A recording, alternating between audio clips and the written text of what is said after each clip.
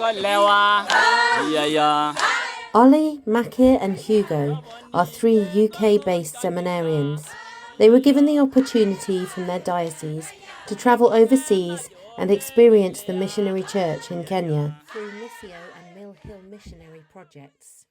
In this new video series, they shared with us the many signs of hope they experienced on their journey.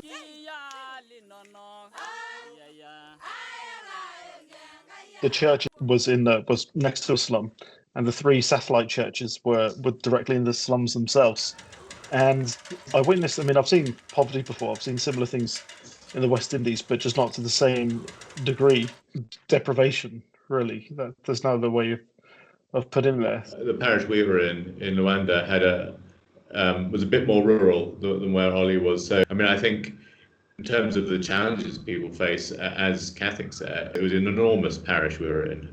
People were just spread out, and there were multiple outstations that the priests and the deacon would sort of dash between on a Sunday trying to get to them all, and people would just be sat there, you know, in they'd fill up one of these sort of barn-like churches out in the sort of the outer parts of the parish, and they'd just sit there praying the rosary or singing hymns, waiting for whenever the priest would turn up, which could be, you know, 20, 30, 40 minutes, and they had no way of knowing when or if they were going to show up. There wasn't that opportunity unless they lived near the main church in the parish.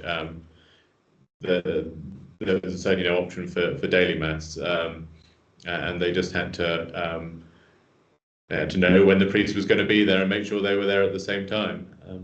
Yeah, no, I think that was the biggest highlight for me, and the challenges of the church. The parish is just so huge.